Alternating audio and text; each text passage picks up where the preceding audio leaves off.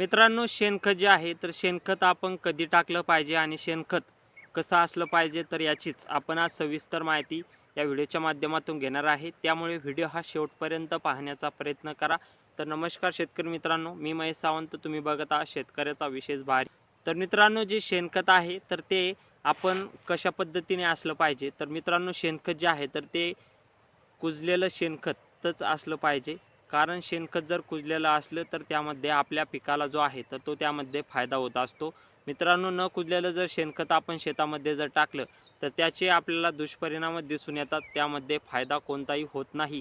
त्यामुळे आपल्याला शेणखत जे आहे तर ते कधीही कुजलेलं शेणखत आपल्या शेतामध्ये टाकलं गेलं पाहिजे.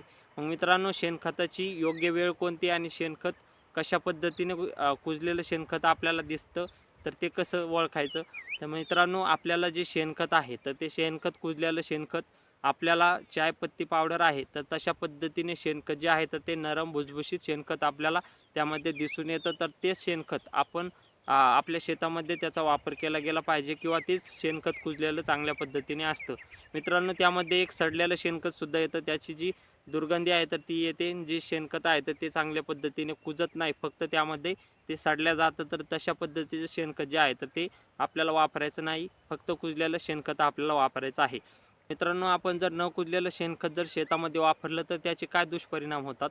तर मित्रांनो, शेणखत जर आपण न कुजलेलं जर वापरलं तर त्यामध्ये आपण ज्यावेळेस पिकं लावतो तर पिकाचे जे मुळा आहे तर मुळा ज्या आपण शेणखत टाकलेलं आहे तर त्या कक्षेमध्ये जर गेल्या तर त्यामध्ये जे दुष्परिणाम आहे तर ते आपल्याला दिसून येतात. जी मुळांना इजा आहे तर ती इजा त्यामध्ये होतात.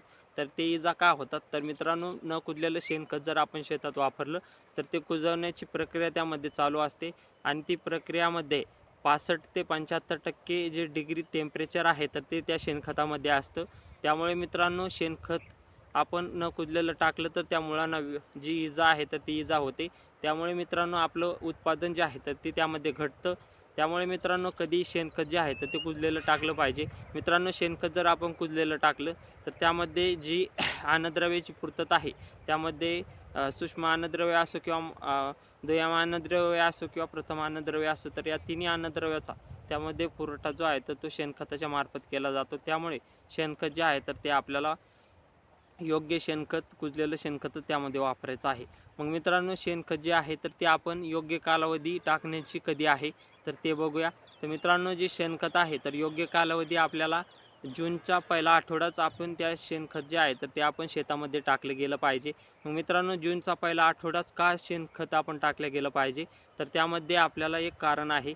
मित्रांनो, जर आपण जूनच्या अगोदर किंवा एप्रिल मेमध्ये आपण जर शेणखत शेतामध्ये जर टाकलं तर त्यावेळेस जे टेम्परेचर आहे किंवा तापमान आहे तर ते जास्त प्रमाणात असतं. मग यावेळेस जर आपण टेम्परेचरमध्ये जर शेणखत आपल्या शेतामध्ये जर टाकलं तर त्यामध्ये आपल्याला जे जीवाणू आहेत तर ते जीवाणूंची संख्या त्यामध्ये कमी होऊ शकते किंवा त्यामध्ये ते मरण पावू शकतात.